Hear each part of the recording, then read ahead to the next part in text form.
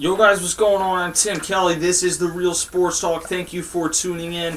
I'm continuing my top 32 quarterbacks countdown for 2013, less saving you guys from Ron Jaworski. I'm about to reveal who is number 21, although if you've looked at the title, obviously you already know who number 21 is. Let me go back through 32 through 22 and say who I've had so far. At number 32, I had Nick Foles of the Philadelphia Eagles. At number 31, I had Chad Henne of the Jacksonville Jaguars. At 30, I had Christian Ponder of the Minnesota Vikings. 29, Kevin Kolb of the Buffalo Bills. 28, I had new Raider Matt Flynn. 27, I had new Arizona Cardinal Carson Palmer. 26, I had not so new New York Jet Mark Sanchez. Number 25, I had the second-year man Brandon Weeden. 24, I had Mike Vick of my Philadelphia Eagles. 23, I had Ryan Tannehill of the Miami Dolphins. 22, I had Sam Bradford of the St. Louis Rams.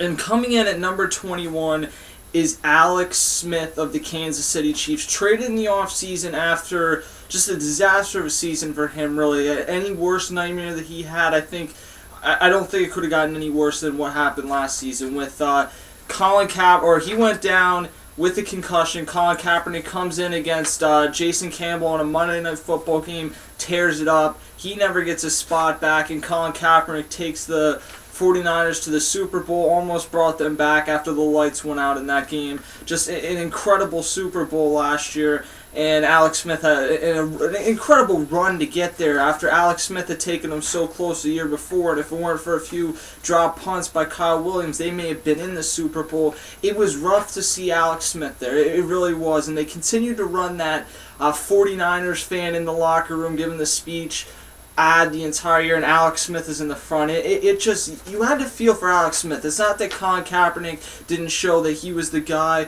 but Alex Smith certainly didn't deserve to lose the job either, and to lose it by injury and then have that happen, it really did suck to see. But he goes to Kansas City, where Andy Reid is now at, and a lot of people like that, and I actually don't, because I don't look at Alex Smith necessarily as a running quarterback, but he is mobile to a sense.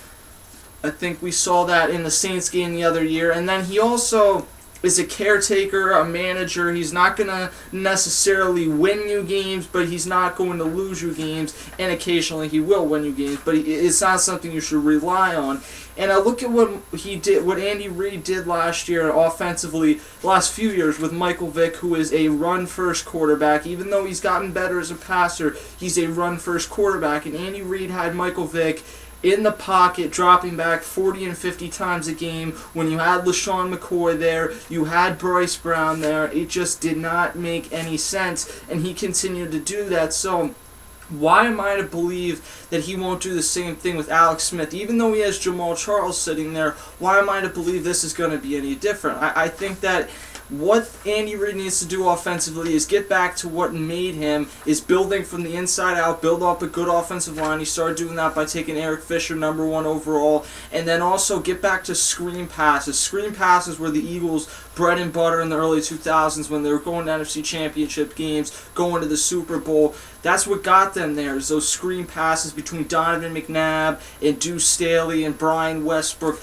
That's what was a key element to their offense when they had, before T.O., when they had James Thrash and they were trotting out all these really underachieving wide receivers, Freddie Mitchell, because the screen passes work so well. He needs to build on that. Obviously, Alex Smith can do more than just screen passes, but I think that that's something that Reid drifted away from in his last few years in Philadelphia. He needs to get back to that. Now, last year, and it's tough for me to go off of these numbers. Last year, Alex Smith had 13 touchdowns on 5 picks in a 49er offense that featured Michael Crabtree, Vernon Davis, Frank Gore. It was a very good offense. At the same time, he was putting up better numbers than he had the year before, where statistically he was the most efficient quarterback in terms of not turning the ball over for his team per the amount of throws that he had.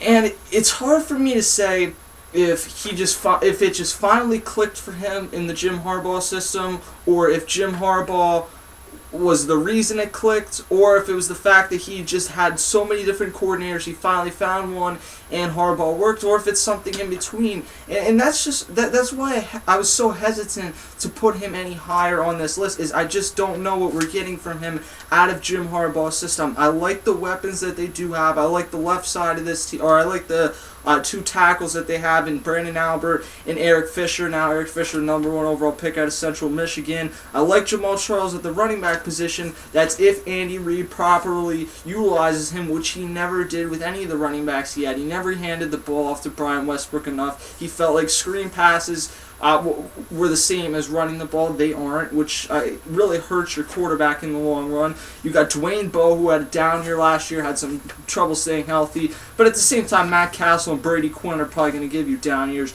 You have Tony Miyake, a tight end, and Anthony Fasano. Miyake has been a guy that has been getting a lot of the reps early on from what I've read in training camp, but I like Anthony Fasano a lot. I've liked him since his days in Miami, and I think that they really actually have a pretty good amount of offensive weapons if they properly utilize them. And I think a lot of it comes down to, A, what does Andy Reid do with Alex Smith? Does he coach him the way that he did with Michael Vick? Because if he does, it's going to be a complete disaster.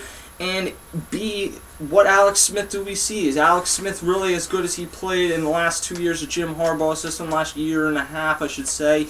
Or is he going to go back to being somewhat in between the early Alex Smith and last year's Alex Smith that we all felt like was a bust? So let me know what you guys think on that. Alex Smith comes in at number 21 on my top 32 quarterbacks for 2013 list.